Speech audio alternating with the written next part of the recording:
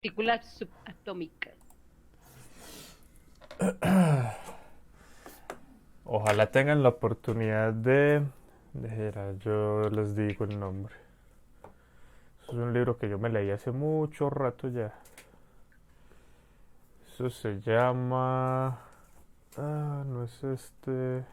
El universo en una nuez. No, uno que hay uno previo a ese. También de Stephen Hawking. Se llama Historia del Tiempo. Si tienen la oportunidad Ah, de sí. leerlo, léanlo. Yo no lo he leído, pero mi hermanito lo tiene. Mi hermanito estudia física, entonces también le gustan esas cosas. Es del único autor que tengo varios libros. Tengo ese, tengo... Ahí esta señora ya quiere hablar. Eh, pues no estoy hablando de una persona como tal, ¿listo? Estoy hablando De Siri. de la asistente del celular. Bueno, el universo en una cáscara de nuez es muy bueno. El gran diseño también. Y uno de Michio Kaku, que se O llama Ay, Hiperespacio. Michio Kaku, eso es lo mejor. Ese científico me encanta. la Sinfonía del Universo. Sí. Son los únicos tipos de libros que a mí me gustan. El resto me duermen. Yo soy pésimo para consumir literatura. Pero pésimo, pésimo. Bueno, a ver. Entonces empecemos esta vaina. No, no los tengo en PDF, Brian. Yo los compré. Es que son baratos. Esos creo que me salen como a 22, 25.000 pesos cada uno. En la feria del libro se consiguen súper baratos. Sí, es más, yo algunos de esos los conseguí fue en una feria del libro en la universidad. Y hasta me dieron una tula lo más de bonito. De verdad, hace rato que no voy a una feria del libro. Yo creo que este año no va a haber. Pues sospecho. No, es que ya no. Olvídelo. Si Pero ya tenía... estaban en la fiesta del libro, ¿no? ¿Cómo? Por eso, pero este año yo no creo que haya feria del libro porque por el cuento este del virus.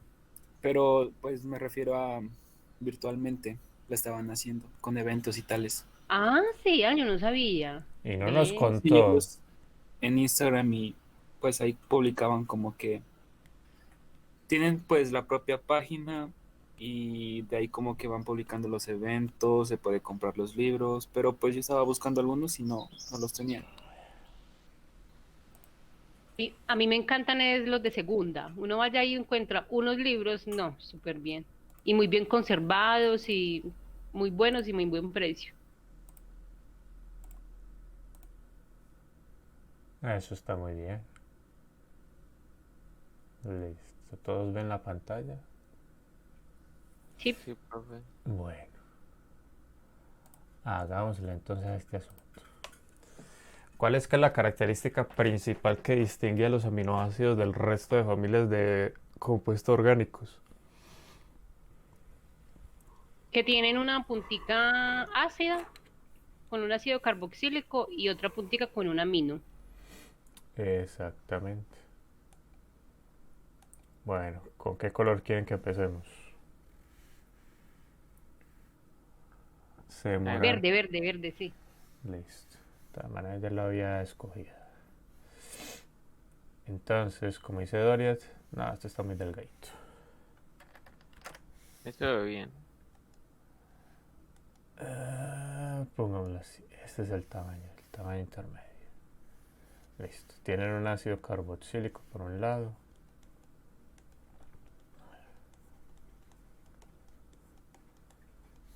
Y tienen un grupo amino por otro lado. Esa es la característica estructural que distingue a un aminoácido del resto. Claro que hay excepciones, muchachos. Por ejemplo, la taurina, que es muy famosa por ser uno de los componentes de algunas bebidas energéticas, la taurina allí no tiene un ácido carboxílico, sino que tiene un ácido sulfónico. ¿Listo? Y se la considera como un aminoácido debido a que bioquímicamente hablando se comporta como tal. Entonces, como les dije hace un momento, siempre hay excepciones a la regla. Bueno, hay 20 aminoácidos muy importantes que son los que les voy a mostrar a continuación: alanina, cisteína, asparagina, glutamina, glicina, leucina, isoleucina, metionina, fenilalanina, prolina, serina, treonina, triptofano, valina, tirosina, ácido aspartico, y aquí ya encontramos una gran diferencia. ¿Cuál es? Con el ácido aspartico. Que tiene 2 ácidos carboxílicos. Es correcto, tiene 2 ácidos carboxílicos. ¿Listo? ¿Y eso es que la diferencia con el resto? Con los anteriores que ya les mostré. Es más ácido. ¿Qué es más ácida? Exactamente, que es más ácido. Tiene un comportamiento preponderantemente ácido.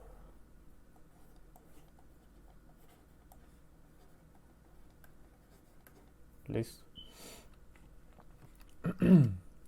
Al igual que pasa con el ácido glutámico, que también tiene 2 ácidos carboxílicos.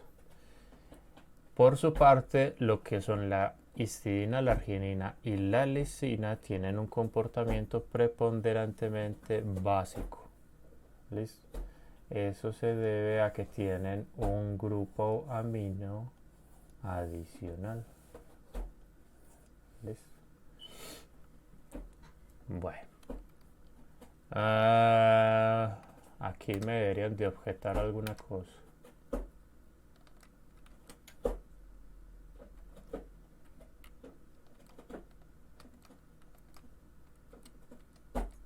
Si no me van a objetar algo, bueno, entonces sigamos.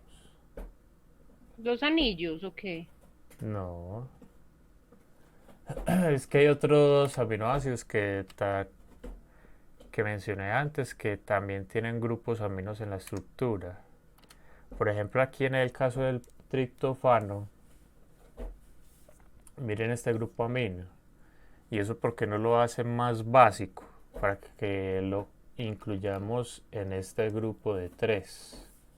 ¿Listo? En el caso de la histidina, la lisina y la arginina. Pues la razón es muy sencilla, y es que este grupo amino, su par libre de electrones, se incluye o está incluido dentro de la resonancia de todo este anillo aromático, por ejemplo. Entonces, ¿a qué quiero llegar? Que es que característico de ese comportamiento básico es que esos grupos amino que les mostré hace un momento tienen un par libre con el que pueden interactuar con átomos de hidrógeno. Ese es el asunto. ¿Listo? Bueno, por lo general los aminoácidos suelen ser muy solubles en agua. Vale.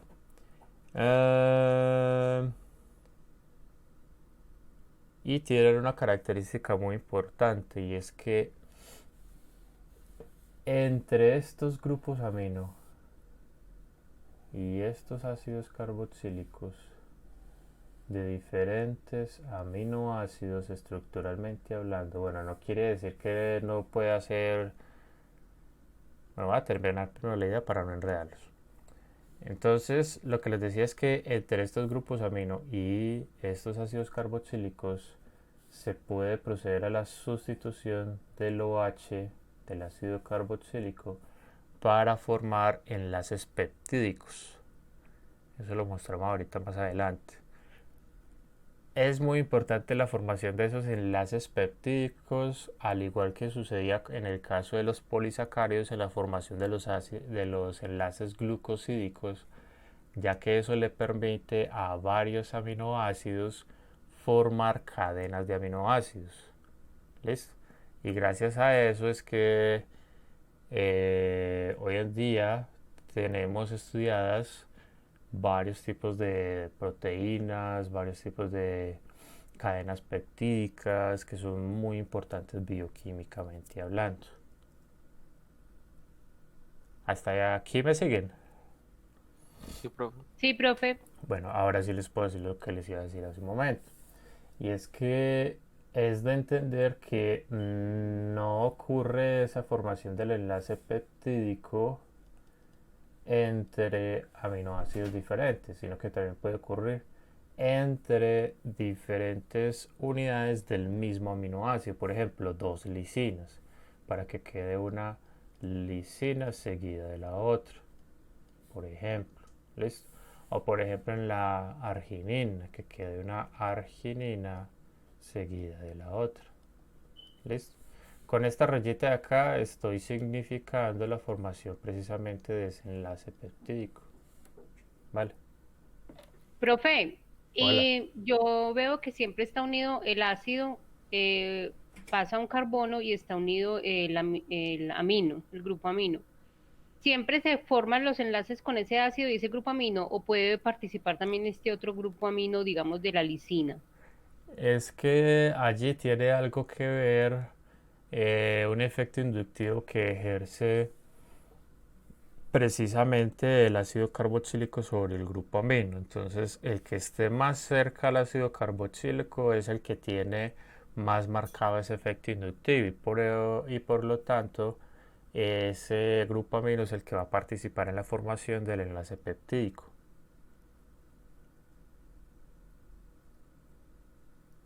¿Era eso lo que me estabas preguntando? Sí, claro que sí, profe. Sí, listo.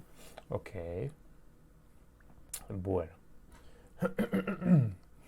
Los aminoácidos poseen un comportamiento anfotérico.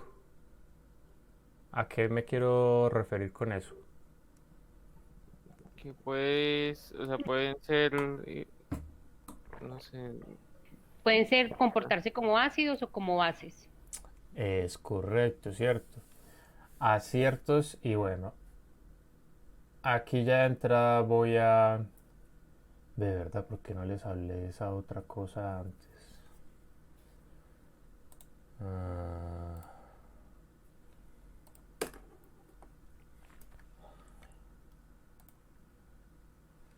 vamos a hablar de algo antes que nada, antes de continuar.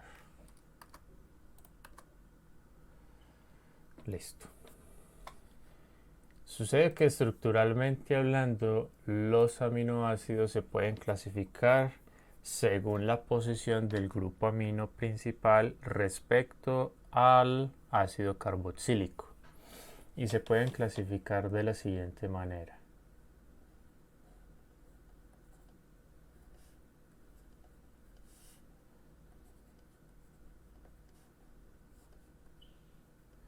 Si tenemos el grupo amino enlazado al carbono vecino al grupo ácido carboxílico, estaríamos hablando de un alfa aminoácido. Si por el contrario, espérenme, yo me acomodo que estoy como algo incómodo acá.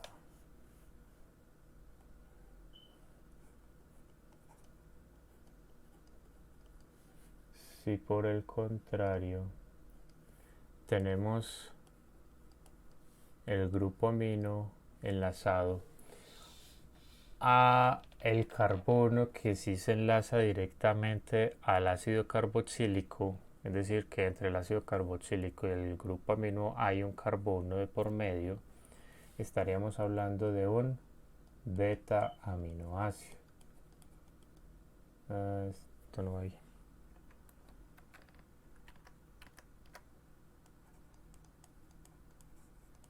Listo. Y también podríamos hablar de lo siguiente. Ajá.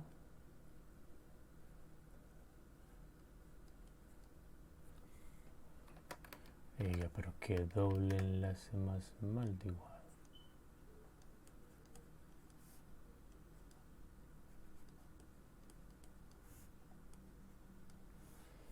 Listo.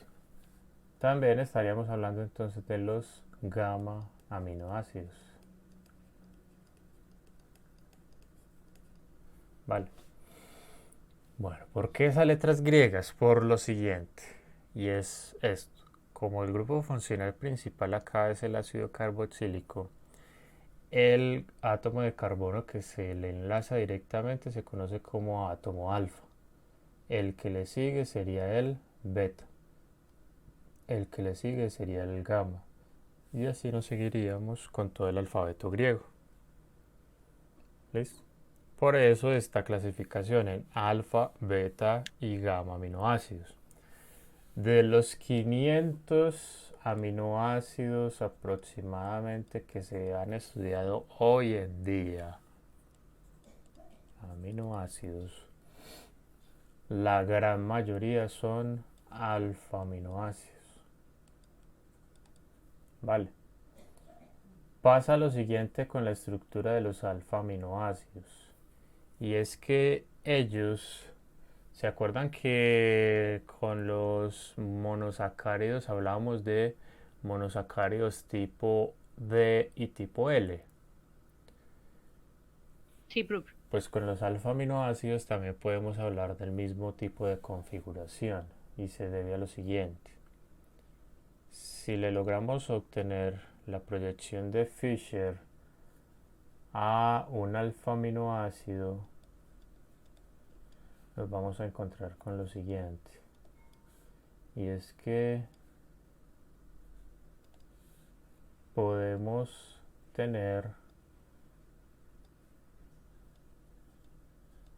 en unas el grupo amino a la derecha y en otras el grupo amino a la izquierda. Entonces aquellos aminoácidos, aquellos alfa aminoácidos que tengan el grupo amino a la derecha, entonces ahí ya deberíamos de cambiar el colorcito como para darle más vida a esto. Así. Entonces si está a la derecha hablamos de un D aminoácido. Listo. Si está a la izquierda, entonces hablaríamos de una configuración L. Y Eso usted, solo para los alfas. sí, solamente para los alfas. Ustedes se preguntarán cuál es la importancia de esto. Pues la importancia radica en que las propiedades bioquímicas son diferentes.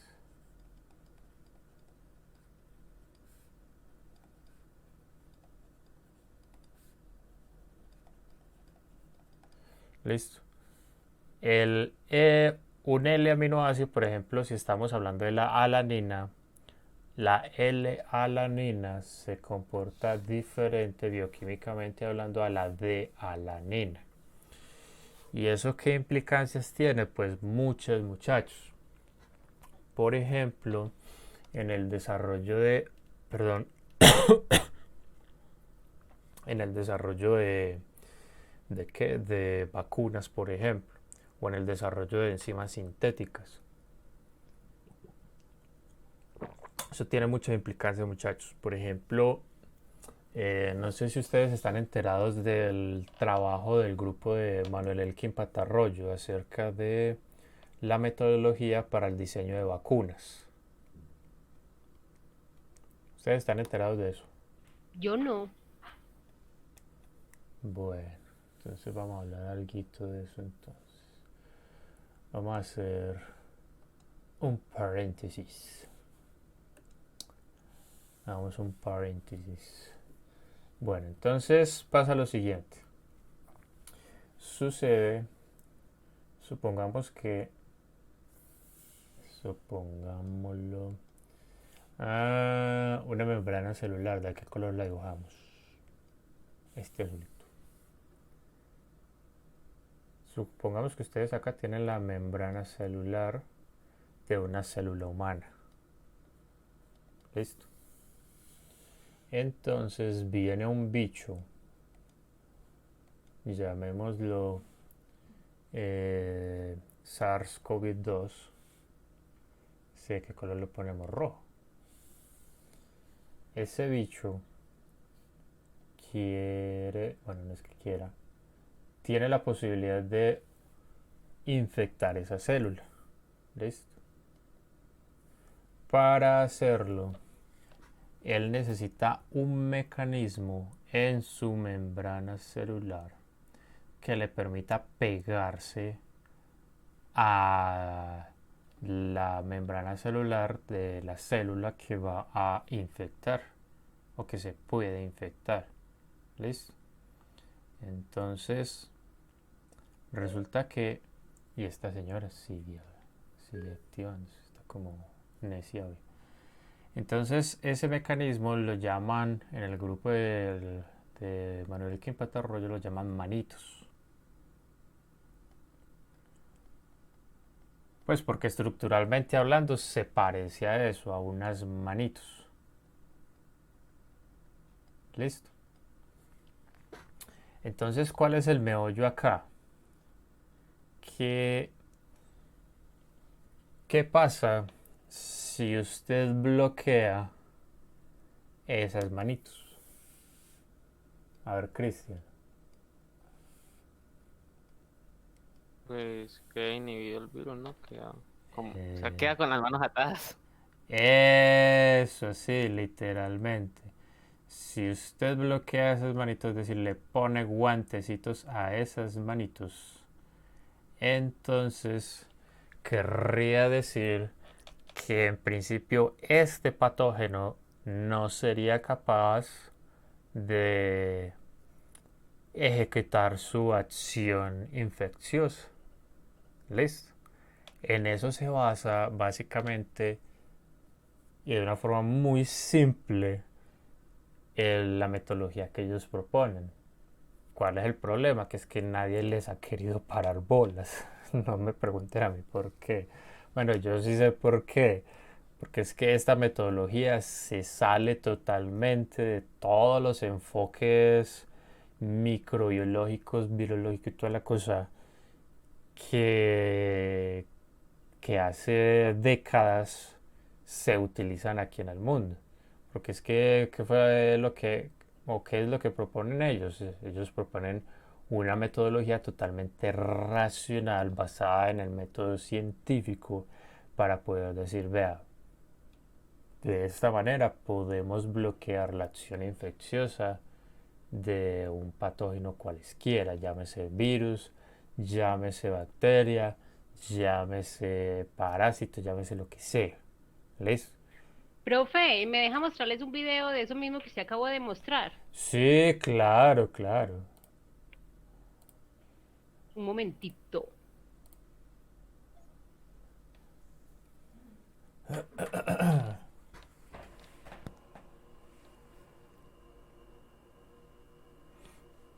Ahí están viendo mi pantalla. Sí. Mire.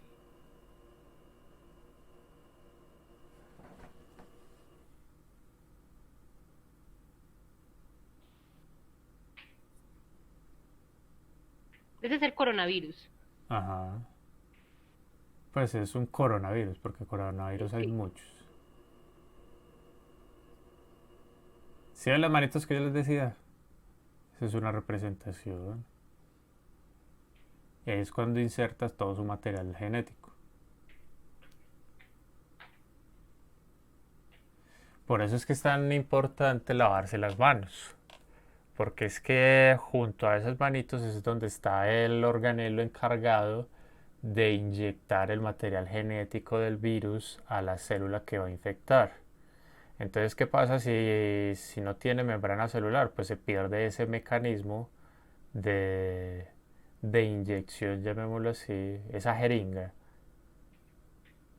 del material genético. Bueno, ahí vuelve y ya ahí empieza. Ajá, muy bien. Muchas gracias, Doriot. Gracias a usted, profe. Entonces, y para ninguno de nosotros es un misterio que si esta metodología de origen colombiano triunfa y gana adeptos en el mundo, pues los principales afectados van a ser las farmacéuticas, ¿cierto? Porque no sé si ustedes sean conscientes de eso, el desarrollo de cualquier vacuna, eso lleva inversiones muy altas. ¿Listo? Entonces las principales afectadas serían las farmacéuticas. Por eso es que esa es una de las razones más coherentes que he encontrado a que esta metodología del equipo del doctor Manuel Elkin Patarroyo pues no haya ganado muchos adeptos en la comunidad científica internacional. Bueno, entonces ¿cuál es el lío acá? Que es que hay que identificar esas manitos. ¿Listo? Bueno, ¿cómo se bloquean esas manitos? Precisamente con el uso de proteínas. ¿Listo? Y entonces ese sería solamente el primer paso, bloquear esas manitos. El segundo paso es enseñarle a los glóbulos blancos, esos hagámoslos de este color. Es paradójico que yo me ponga a escoger colores cuando soy tan malo para distinguirlos. Entonces, Profe, casi todos los hombres son malos para distinguir colores. sí, lo Eso que es de las pasa es mujeres. que las mujeres son portadoras del gen, pero no se les expresa el gen, en los hombres sí se expresa. Por lo tanto, yo diría que el gen asociado con el daltonismo debe estar ubicado en el cromosoma Y. Profe, pero no es daltonismo, o sea, de por sí los hombres no tienen la capacidad en los ojos de distinguir colores, no tienen como esa capacidad. Ajá. O sea, el mismo rango de... Eso, en los mismos rangos que las Claro. mujeres. Mire que las mujeres distinguen un rosado, de un fucsia, de... Ah, no, es que ustedes le y hablan a casi uno todas las de... mujeres quedan- A A ustedes mí le todo hablan eso a uno morado. de verde, verde oliva, verde hierba, verde montaña, verde no sé qué, verde no sé qué fregadas. Se inventan un millón de tonalidades. Y uno dice, pues, ¿dónde carajos es? Y como dice Cristian, no, todo eso es verde. Sí, es sencillo. Bueno, entonces, ¿qué era lo que les iba a decir yo? Ah, sí, ya. Digámoslo así. Entonces aquí es donde entra a jugar la segunda parte de la metodología de esta gente, que es enseñarle al sistema defensivo a defenderse. El glóbulo blanco. Exacto. Y entonces, ¿cómo se le enseña a un glóbulo blanco a defenderse? Sencillamente introduciéndole cadenas peptídicas con la información de cómo distinguir esos patógenos. Porque resulta que muchos patógenos ya identificados y estudiados se ha encontrado que son prácticamente invisibles al sistema inmune. Me van a disculpar un momento.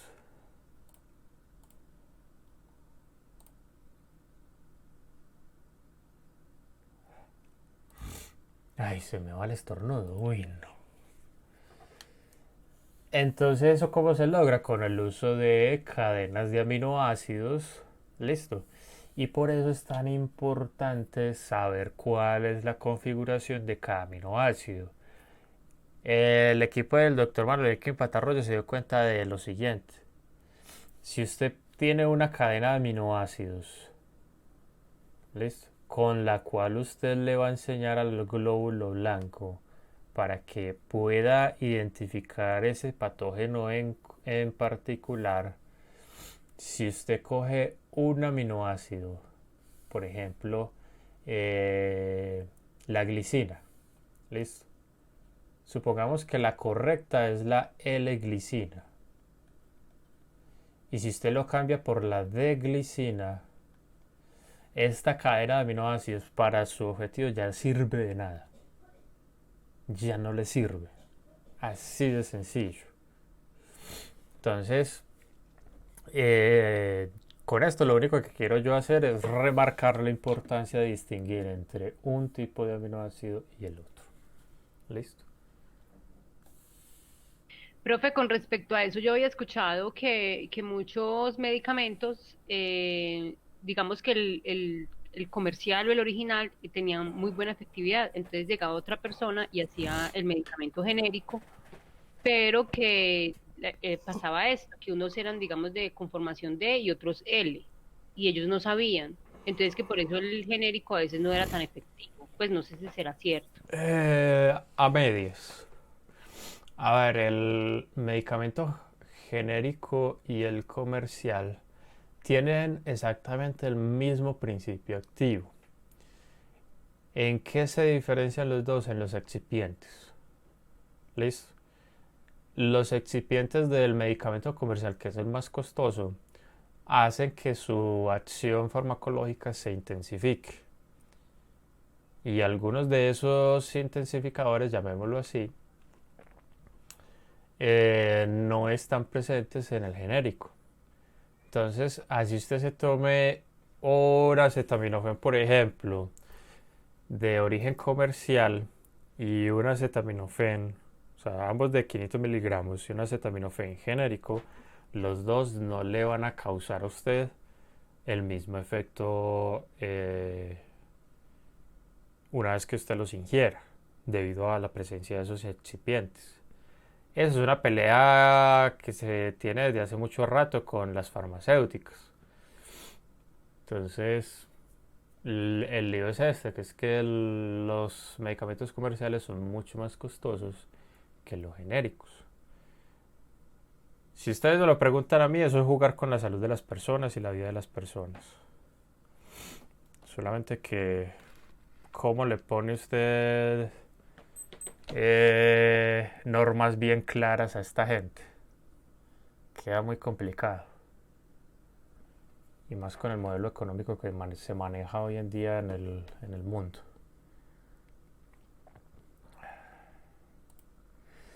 Bueno, entonces ya podemos hablar de el comportamiento anfotérico que tienen los aminoácidos. Entonces pasa lo siguiente, esto de acá olvídenlo.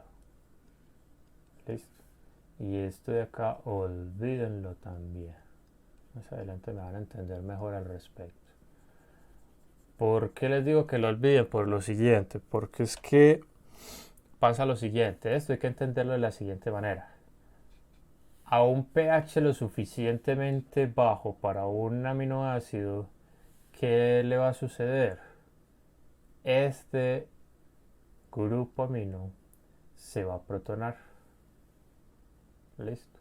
A un pH lo suficientemente bajo. Y miren que no estoy hablando de pHs ácidos necesariamente. Y por el contrario, a pHs lo suficientemente altos, este grupo OH del ácido carboxílico se va a desprotonar. ¿Vale? Y miren que no estoy hablando de pHs alcalinos. ¿Por qué les hago esa diferenciación? Porque es que eso depende de una propiedad que tienen todos los aminoácidos que se llama punto isoeléctrico.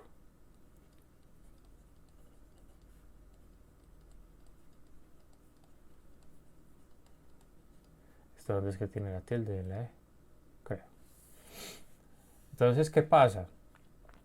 Si usted somete el aminoácido a un pH inferior al punto isoeléctrico, entonces el aminoácido se va a comportar de esta manera.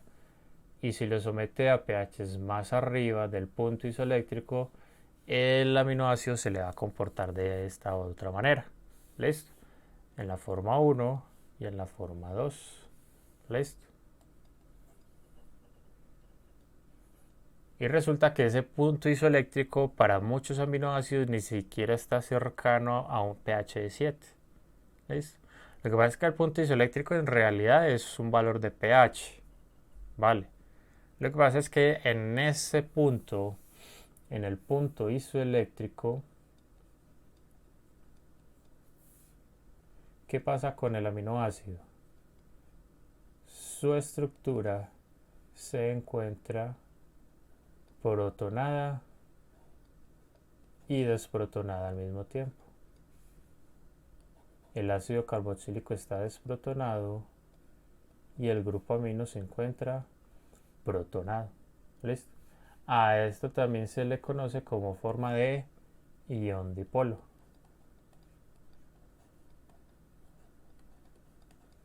¿Listo? O también se le llama, vamos a ver si doy con el nombre, creo que es con doble T.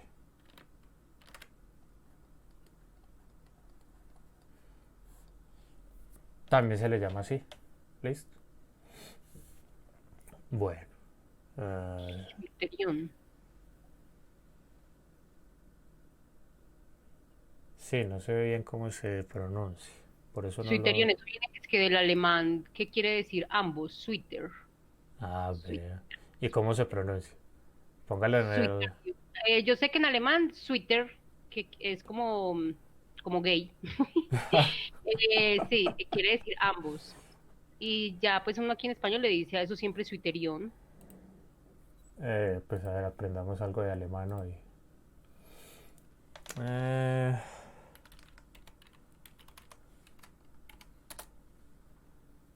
tururú.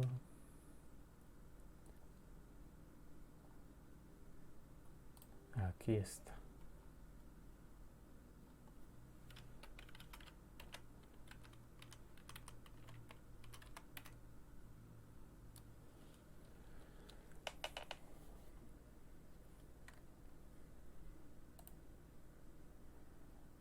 A ver el alemán. Eso sí se copia así con doble T, no es con una sola T. A ver. No.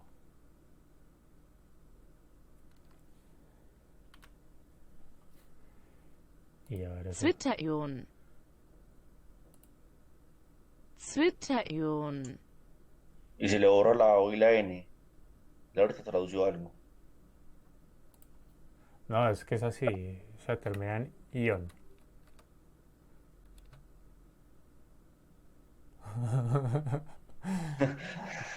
Hermafrodita de usted. Pero ves que sweeter es la palabra que viene del alemán y ya uno aquí en español le puso la palabra ion, por eso Ajá. le llama suiterión. El suiterión como tal no es una palabra alemana, el sweeter es la que es la palabra alemana. Vamos a ver. Zwitter. Zwitter. Cita. Bueno, suena mucho a water.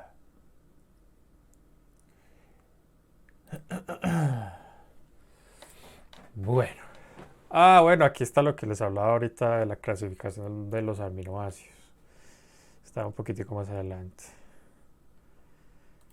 Listo, entonces que nos quede claro, los aminoácidos se pueden comportar como ácidos o como bases, protonándose o desprotonándose. Listo. Que hay un valor de pH en el que la estructura del aminoácido se caracteriza por tener esta forma, listo. Y que a ese valor de pH se le conoce como punto isoeléctrico, listo. Para pHs inferiores a ese valor del punto isoeléctrico, entonces el aminoácido se comporta así. Y para pHs superiores a ese punto isoeléctrico, el aminoácido se comporta así. Entonces, ¿por qué fue que les borré ahorita esto que hay acá para no generar confusiones con eso? ¿De dónde vendrían las confusiones? De entender o de malentender, mejor dicho, que es que no, que esto tiene que ser a pHs ácidos, que no, que es que esta forma 2 tiene que ser a pHs alcalinos. Eso no necesariamente es así.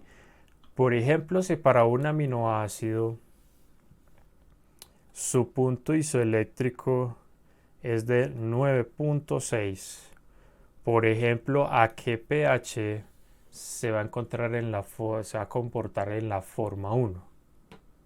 Se va a comportar como una base. Podría ser a 9.5 o a 9.4. Como una Es, base. sí, Espérate, el primero, ¿cierto? Sí, aquí se comporta como una base y acá se comporta como un ácido. Y entonces, ¿a qué pH se puede comportar como un ácido? 2, algo así. No, porque mire que el punto isoeléctrico es 9.6. Nos estamos basando en este. Y lo regañó. No, no la regaño, pero no. Se le salió el mamá. 4.4. No. Entonces, Cristian, el punto isoeléctrico de este aminoácido particular que estamos hablando es 9.6. Entonces, un pH por encimita, o sea, digamos un 9.7, 9.8, 10, él se va a comportar como ácido. Un como poquito por debajo, o sea, 9.5, 9, él se va a comportar como base. ah, Es que faltaba colocar esto. Por eso el profe decía, no los voy a confundir poniendo aquí un H3 o más, porque no estamos hablando del 7, no estamos hablando del 7, estamos hablando del punto isoeléctrico para cada aminoácido. Cada aminoácido tiene un punto isoeléctrico diferente. Es correcto. Bueno, entonces, eh, por ejemplo, a ver, Cristian, mm, si el punto isoeléctrico de un aminoácido es de 2,7, arriba de 2,7 es ácido y abajo es básico. ajá, bueno, sí, se me adelantó, está bien, listo, es eso básicamente, listo.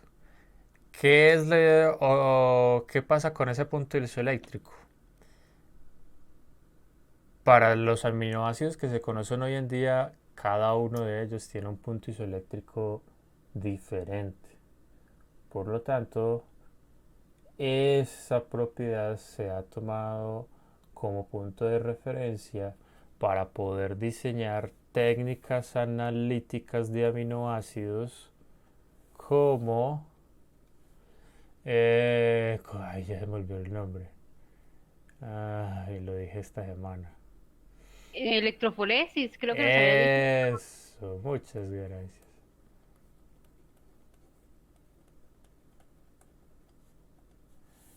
No, yo sinceramente tengo serios problemas con mi parte de la corteza cerebral encargada del idioma. Si el español se me da difícil a veces, imagínense el inglés, por ejemplo. Bueno, ya hablamos de la configuración de IL. Tan amables, de los 20 aminoácidos que vimos al principio, ¿cuál no tendría configuración de IL?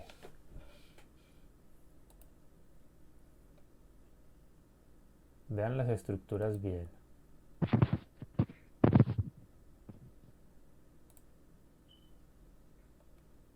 ¿Cuál no tendría esa configuración de IL?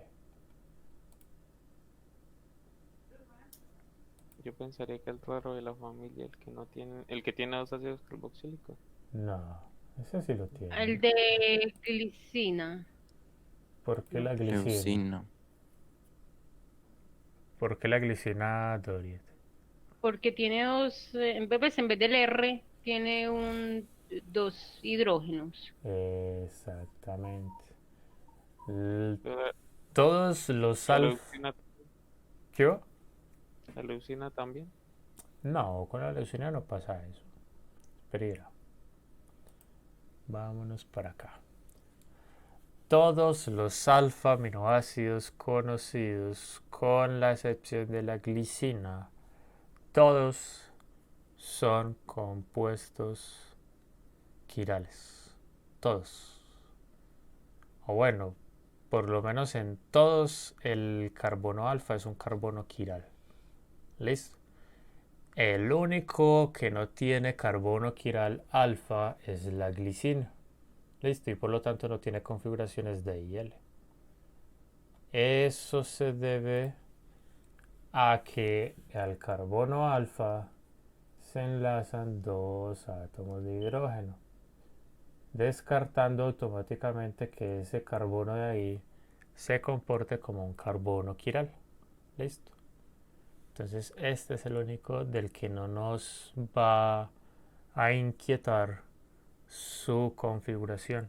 Es decir, si se trata de la D o la L-glicina, porque es que al fin y al cabo va a ser la misma. El resto, noten que al carbono alfa se enlaza la R y se enlaza un hidrógeno. ¿Listo? Y miren que las 4 cosas enlazadas ahí son diferentes. Y acá pasa lo mismo. ¿Sí ven? Y acá pasa lo mismo. Todos van a ser carbonos quirales. ¿Listo? Bueno, a ver, sigamos. ¿Cuál es que es el chiste con estos aminoácidos esenciales? Profe, que son esenciales porque el cuerpo humano no los puede fabricar, entonces Sí, los debemos consumir. exactamente. Por eso, solo hablando de aminoácidos, bueno, y verdad, porque solamente hablamos de 20 aminoácidos, sabiendo que yo ya les dije que se conocen alrededor de 500. Porque solo les mostré 20 aminoácidos. Porque son los que posee el cuerpo humano. Principalmente, sí. Con esos 20 aminoácidos usted puede, o el cuerpo humano es capaz de sintetizar casi cualquier enzima, hormona, Proteína. proteína. Listo. Entonces resulta que de esos 20, estos de acá no pueden ser sintetizados por las células humanas.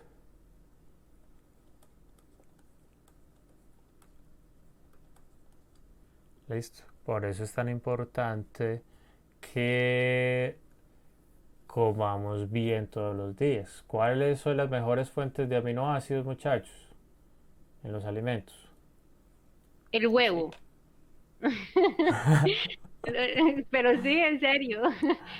Todos los de origen animal, ¿o qué? Sí.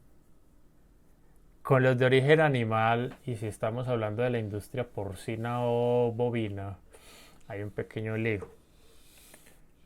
Y también si estamos hablando de la avícola, de la industria avícola, Yo diría que son los pescados, ¿no? hay un pequeño lío con ellos. Y es que no sé si ustedes se habrán enterado de la forma en que se los alimenta. La cosa es que dentro de esos concentrados que se les suministra a ellos se incluyen algunos compuestos de origen sintético, entre ellos algunos aminoácidos. ¿Cuál es el problema? Que es que la configuración de esos aminoácidos sintéticos por lo general no coincide con la que debería de tener. Entonces, ¿eso a qué nos lleva? A que inicialmente el animal, hablemos por ejemplo de el ganado bovino y de los pollos, asimilen aminoácidos que no tienen la configuración que naturalmente deberían de tener. Y ya sabemos que eso tiene muchas implicancias a nivel bioquímico. ¿Listo? Entonces, ¿qué pasa si una persona consume demasiada carne proveniente de estas fuentes de, o de esta industria masificada? Pues que a la larga sus proteínas, sus enzimas, sus cadenas peptídicas van a tener algunos aminoácidos que no se comportan como deberían de comportarse. Y allí es cuando comienzan a aparecer un montón de patologías de muy difícil diagnóstico. ¿Listo? Porque se presentan o se caracterizan por unos síntomas que son comunes a algunas enfermedades conocidas cuando en realidad lo que tiene la persona es un problema alimenticio, nada más. o sea, de origen alimenticio netamente hablando. Bueno, entonces por eso es que le pongo acá a ustedes la imagen de una lechuga, porque es que la mejor fuente de aminoácidos son precisamente los vegetales, porque las plantas en ese sentido son muy juiciosas. Ellas sí sintetizan los aminoácidos naturales, los buenos. Hasta acá me siguen, muchachos. Sí, Sí, profe. profe. Listo. Ahora no quiero decir pues que, y espero que no les pase, que se vuelvan vegetarianos. No. No, eso es peor. Ya uno no sabe ni qué consumir. No. Eso Sí, le eso echan ya uno ya pollo. ni sabe ni qué comer. Hágale caso a la mamá. Las mamás son muy sabias, hombre. Hágale caso, cómo hace la ensalada, cómo hace los vegetales, toda la cosa. Y si vieran que es lo más de fácil hacer una huerta en la casa. Pues desde que no tengan mascotas que les dañen el huerto, no hay problema. Bueno, a ver.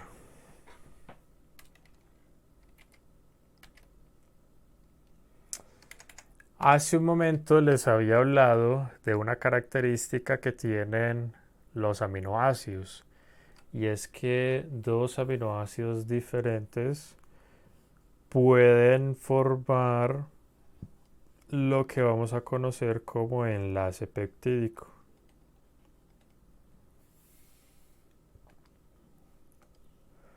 Cambiemos de color. ¿Qué pasa con ese enlace peptídico? Pues a ver, en el laboratorio se suele hacer de esta manera. Primero se ponen a interaccionar dos aminoácidos diferentes. Claro que en el proceso, si usted lo que quiere es pegar este aminoácido a este, usted en el proceso para evitar que pase lo opuesto, debe de químicamente bloquear este aminoácido. ¿Cómo lo podría hacer? A través de, por ejemplo, una reacción de alquilación, por ejemplo. ¿Listo? De tal manera que este grupo amino pues no venga y se le pegue a este ácido carboxílico de acá. ¿Listo? Si usted lo que necesita es que queden en este orden, entonces debe de hacer esto. ¿Listo? Bloquear o proteger el grupo amino. ¿Vale? Entonces ese es el primer paso. Después ponga a interaccionar entre sí estos dos grupos funcionales. ¿Listo? ¿Qué es lo que va a pasar acá, muchachos? Cuéntenme.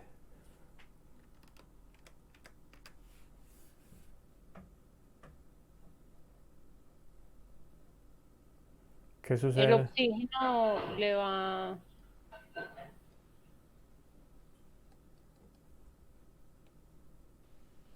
A ver, ¿cómo? Pues es que aquí está el resultado Dory. ¿Qué va a pasar ahí? El lado amino se acerca por el lado contrario para robarle el hidrógeno, ¿verdad? Eso, el par de electrones del nitrógeno, ahí se roba ese nitrógeno, ve ese Ese hidrógeno. hidrógeno. Ajá. Entonces queda, eso se va el par electrónico para el oxígeno, entonces queda cargado y ya después, yo me imagino, a ver, Siga, Libera siga. iones suaves. Allá sería un enlace, ¿cómo es que se llama? El enlace de más y menos, iónico. no, eso no es un enlace iónico, pero yo lo que no estoy viendo es que se está liberando ahí.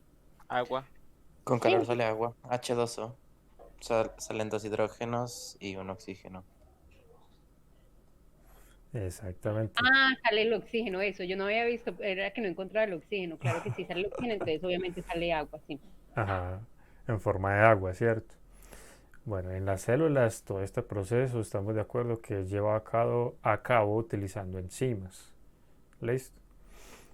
Eh, entonces pasa lo siguiente, muchachos. Esto lo deberíamos de haber hecho con un ejemplo, ¿cierto?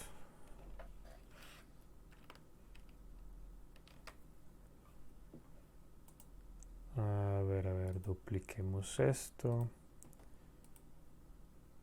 Y eliminemos todo esto. Listo. Tan amables me dicen la estructura de la alanina, que yo no me la sé de memoria.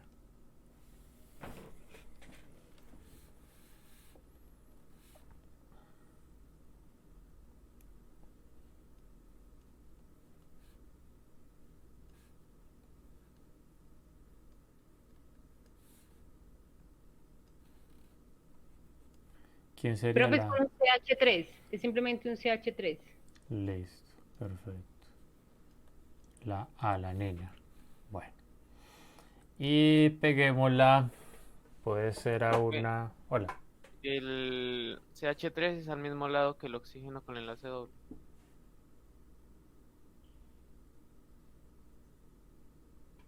Es decir, arriba. Sí, No, también puede estar abajo. sí. ¿Cierto, Claro. profe? Porque como tenemos ahí ese SP3, entonces eso giran para donde quieran. Sí, es que este enlace simple puede girar. Sí, entonces no hay problema de dónde quede este CH3. Bueno, y podríamos pensar en utilizar, a ver cuál otro. La cisteína, por ejemplo.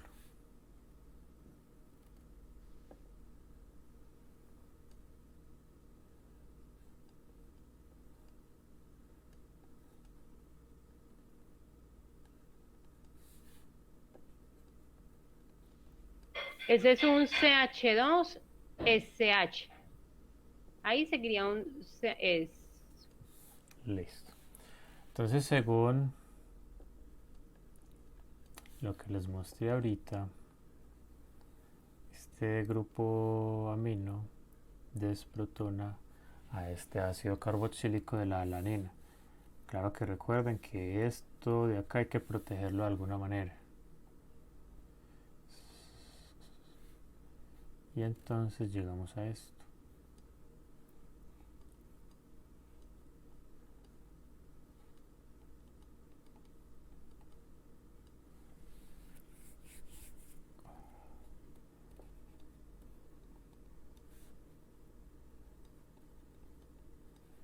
Esta sería la alanina. Y acá quedaría formando un enlace iónico con el grupo amino de la cisteína que se protonó.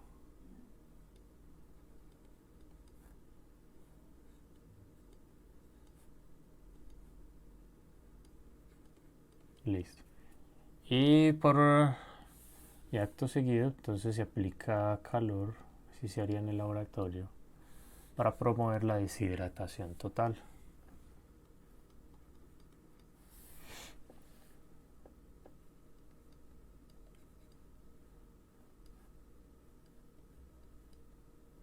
A esa reacción se le llama deshidratación. Sí, sería una deshidratación. En términos globales, pues.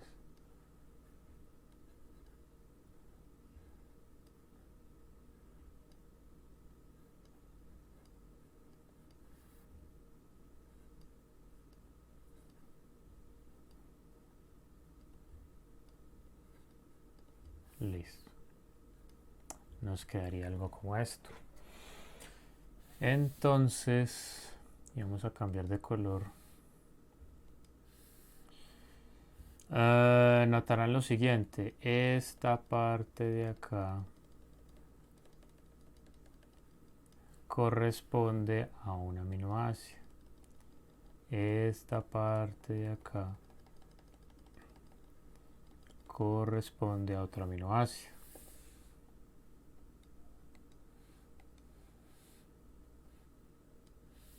Listo. Entonces, estamos de acuerdo que la unidad de la izquierda sería la alanina, mientras que la de la derecha sería la cisteína. Listo. Y el enlace que se formó entre las dos. Bueno, y falta colocar aquí más agua. Ustedes están tomando notas. Sí, profe. Perfecto. Y entonces este enlace que se formó acá, a esto es a lo que se le llama enlace peptídico. Vale. Además, noten lo siguiente. Sin que esto quede pues muy payasudo. Notarán que la alanina, entre la alanina y la cisteína, tiene totalmente intacto su grupo amino, mientras que la cisteína al final tendría intacto el ácido carboxílico. Debido a eso es que decimos que la alanina será el extremo N-terminal, mientras que la cisteína será entonces el extremo C-terminal. Listo. Toda cadena de aminoácidos que se encuentre abierta, porque es que también hay cadenas que son cíclicas. Listo. Las que son abiertas, todas tienen un extremo N-terminal y un extremo C-terminal. ¿Y eso para qué es importante? Se preguntarán ustedes. Eso es muy importante para poder nombrar una cadena de péptidos. Vale. Entonces, siempre se empieza a nombrar, solo lo debemos de hacer aquí abajito.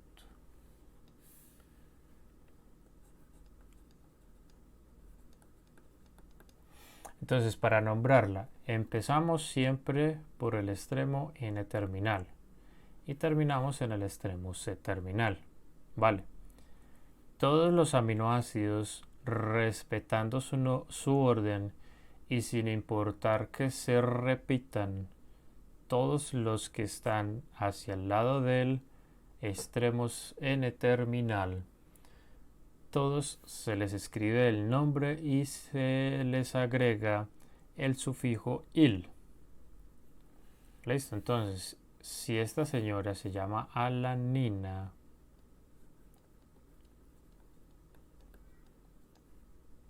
listo, entonces quítele esta A y cámbiela por el sufijo -il, que obtiene entonces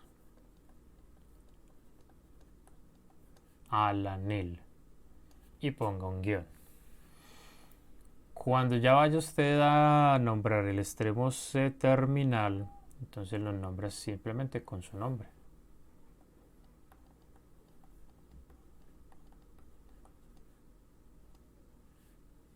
Listo. Entonces, en este caso, este dipéptido se llama alanilcisteína.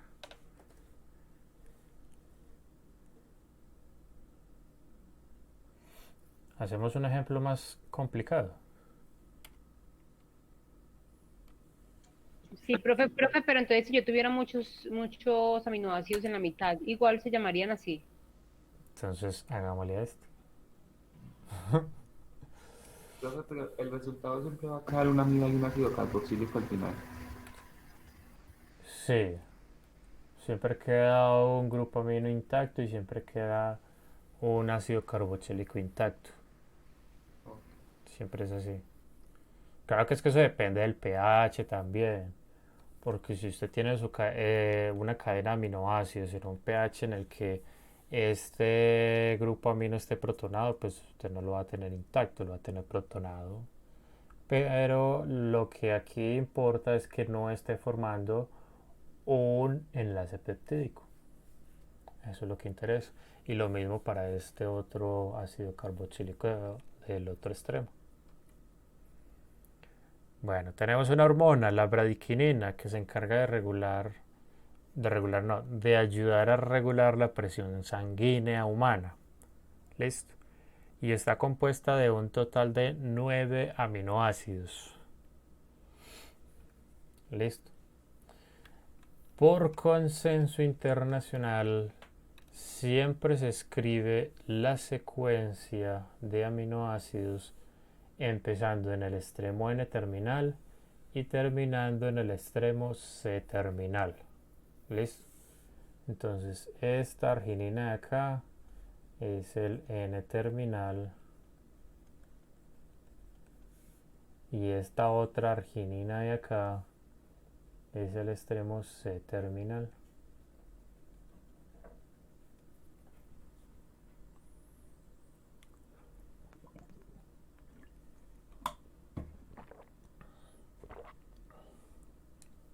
Listo. Entonces, ¿cómo lo vamos a nombrar, muchachos?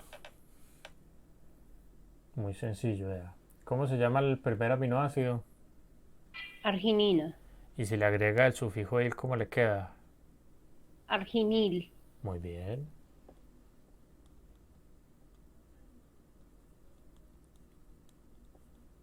Listo. El segundo aminoácido, ¿cómo se llama? prolina. Y con el sufijo, ¿cómo quedaría? Con él. También se le pone el sufijo, eso. Sí. Pero pronil,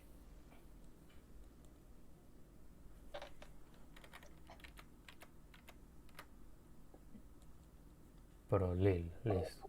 El tercer aminoácido, ¿cómo se llamaría? Con Prolil. él. Prolil también. Sigan. Glicil. Muy bien, sigan. Un fenil. fenil, Ah, ferin. Ahí Ah. no sigue fenilalanina. ¿Ese ajá. cuál se llama? Sí, así se llama. Y ¿Y entonces, cómo ¿cómo? se pondría? Fenil alanil. Exactamente.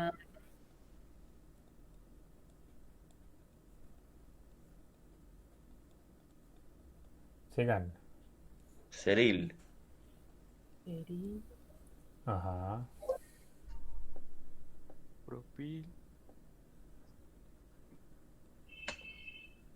Prolil. Fenilalanil.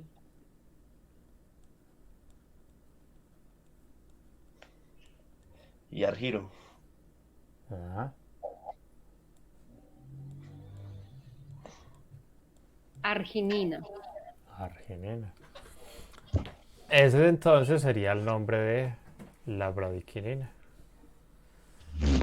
Es el arginil, prolil, glicil, fenilalanil, ceril, prolil, fenilalanil, arginina. Profe, pero eso tiene que ser para péptidos corticos, porque usted se imagina uno nombrando una proteína bien grande así. Ah, no, imagínense usted nombrando un ribosoma. No termina. Así de sencillo. Nos graduamos antes de la universidad. Más fácil. Entonces pasa lo siguiente. Ya dicho esto acerca de la formación del enlace peptídico y que hay cadenas de aminoácidos cortas, largas, entonces demos una clasificación basados en la masa molecular. ¿Listo? Utilizando como punto de referencia la masa molecular de la cadena de aminoácidos, entonces podemos clasificarlos de la siguiente manera. La llamamos péptido si su masa molecular es inferior a 5000. Y la llamamos proteína si su masa molecular se encuentra o es mayor a 6000. ¿Qué unidades maneja eso? ¿Cuáles son las unidades de la masa molecular? Gramos por mol. Ajá. Ah, A escala macro, a escala micro, ¿cuáles son las unidades? Microgramos por... No, no invente.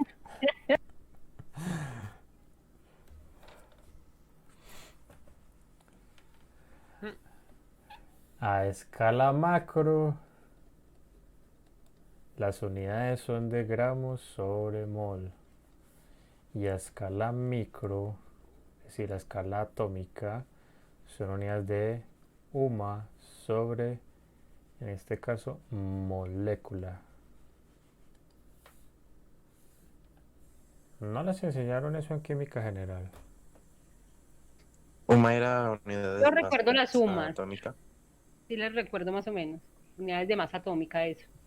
Es correcto. ¿Usted no les da rabia que un profesor les mande material a última hora para leer antes de la clase? Bastante. Igual no lo voy a Ay, leer. sí, profe, horrible, horrible, horrible. Y uno, a medianoche llegan y le mandan a uno como 20 documentos para mañana. Exactamente.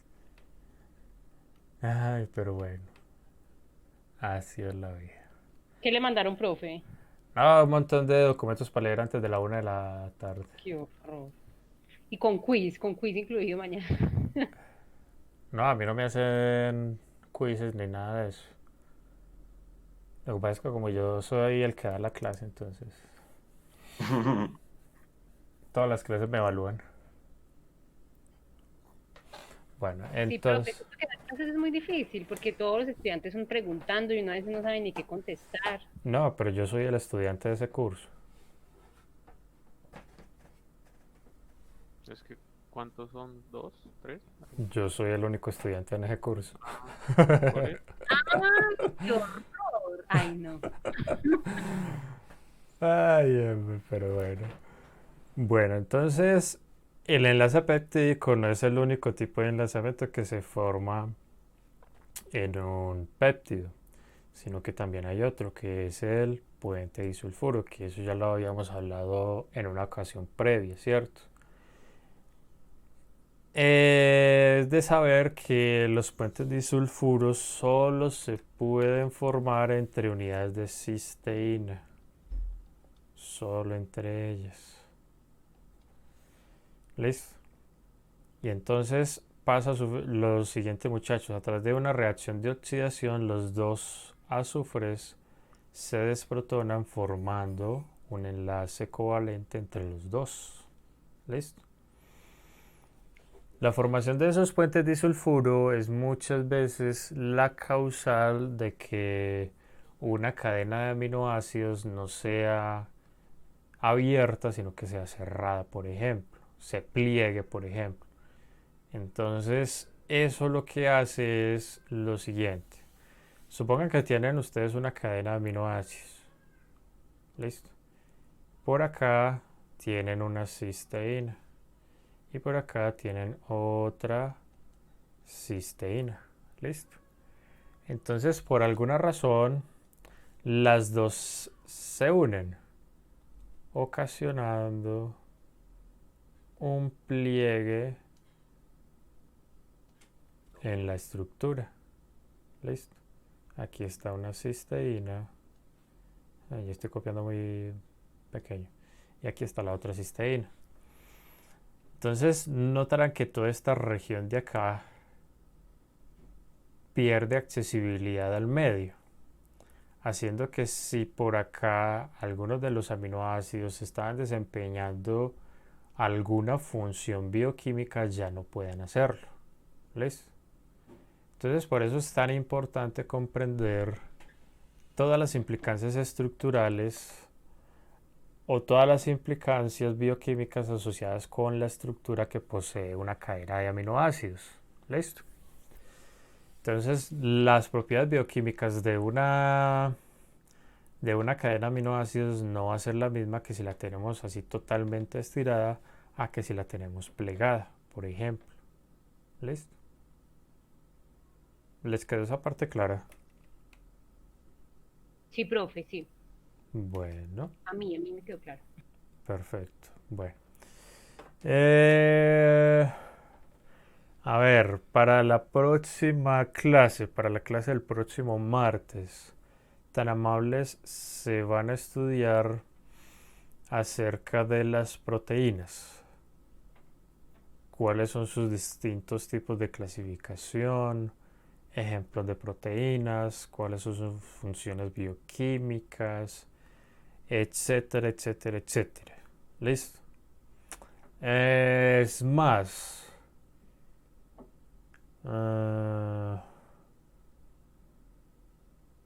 ¿les parece que si en grupos hacen consulta y la próxima clase nos dan más información acerca de los siguientes temas? Profe, pero es que en grupo es muy, muy difícil reunirnos. O no sé qué piensan los compañeros.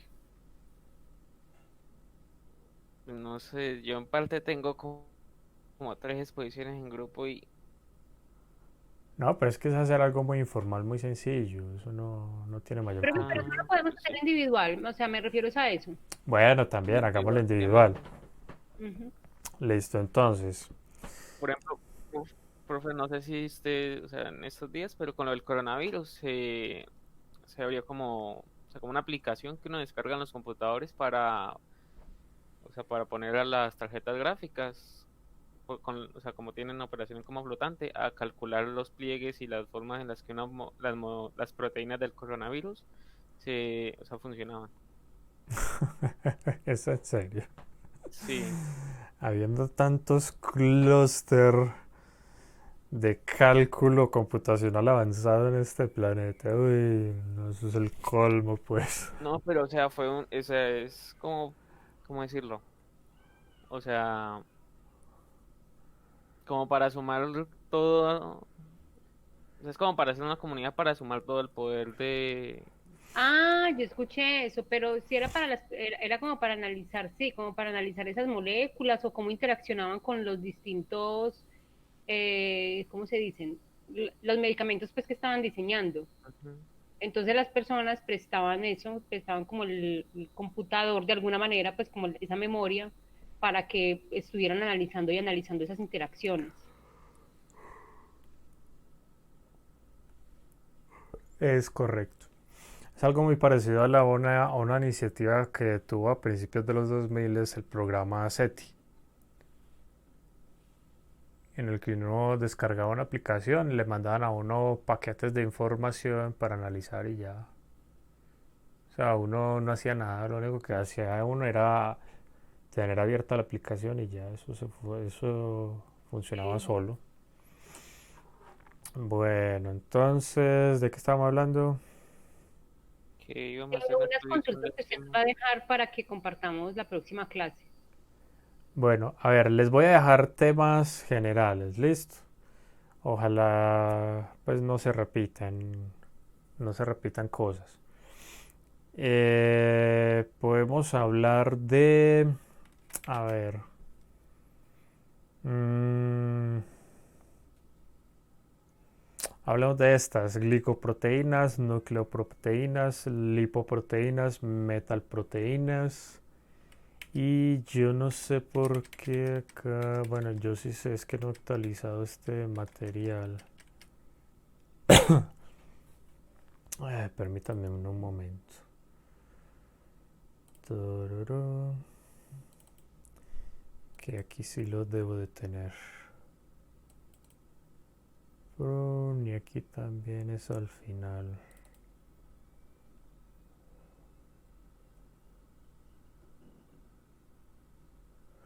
Está el problema de tener esta información almacenada en discos mecánicos. Se demora en abrir. Turum. A ver, a ver, a ver, a Entonces, ver. ahorita un ese está siempre cariñoso. No, ya ve que no. Por ahí anoche averigüé unas unidades, unos módulos M.2 de 1 tera. Y me encontré uno como en 500. ¿Mm? Barato. Sí, está Estaba barato. viendo, yo cuando compré un Western Digital de 500 estaba como en 700. Sí. Ni siquiera, era la versión black, era la verde, la básica. Ah, no, es que la Black es la mejor por el momento. Ve, no tengo eso acá. Aquí. porque es que según su función se pueden clasificar en proteínas contráctiles, en enzimas, proteínas de transporte. ¿Si están anotando eso? Sí, profe, contráctiles, transporte, enzimas. Enzimas, también en... Es que no me acuerdo del término, los que componen los venenos de los bichos, las Las toxinas. Ay, no recuerdo otra. Yo sé que hay más, hay muchas más. Son las que me acuerdo en este momento. Entonces, para que ustedes participen un poco más al respecto, muchachos, hagan una consulta general de alguno de estos temas que les he dado, de algunos de estos tipos de proteínas, es decir, glicoproteínas, nucleoproteínas, Profe, pero lipoproteínas. ¿cómo vamos a saber no repetir? Nosotros que vamos a saber quién va a coger qué. No, no importa que no repitan, espera. Metalproteínas, de enzimas, toxinas, proteínas contráctiles, proteínas de transporte, ¿cierto? Y entonces, durante esa consulta rápida, traten de identificar alguna proteína en particular y traten de consultar un poquitico de eso. Y en la próxima clase nos dan información al respecto. ¿Listo? Por ejemplo, les digo que hay varios tipos de hemoglobina. La hemoglobina humana es un tipo de ella. ¿Listo? Ay, sí, profe, el profe de analítica nos estuvo hablando de que, por ejemplo, bueno, no, yo creo que no tiene que ver esto, pero más o menos, que según el grupo, el metal que estuviera en el centro de esa hemoglobina, que si era hierro o que si era cobre, era el color de la sangre. Yo también creía eso. Ah, no. Entonces, no solamente depende del metal complejado, sino también del tipo de proteínas. Entonces, por eso se los voy a poner así, porque es que yo no me acuerdo de los nombres. Eh, Hay hemoglobina roja, hay hemoglobina púrpura, hay hemoglobina violeta, hay hemoglobina blanca, hay hemoglobina verde, etcétera. ¿Listo? O sea, solamente por ponerles un ejemplo. Entonces, por ejemplo, si alguien quiere hablar de hemoglobina, háblenos de una hemoglobina que no sea la humana. ¿Listo? Por ejemplo, una que sea púrpura. ¿Y qué tipo de animales lo tienen? ¿Qué características tiene? Y ya. No sé si me hago entender con la actividad. Sí, sí, profe, claro que sí. Listo. Entonces así quedamos para la próxima semana. El próximo lunes, como ya les había dicho ayer, aunque es festivo, pues yo no tengo problema en darles asesoría. Igual se las voy a programar. Y quien pueda, pues asiste. Y quien no, pues también. No hay problema. Entonces esto sería para el martes. Es correcto. Y entonces el martes nos conversamos. Listo, profe. Listo, muchachos, que tengan un buen fin de semana. Estudien bastante, bien juiciosos en las casas, pórtense bien. Y no, nada, Listo, profe. nos vemos. Gracias, profe.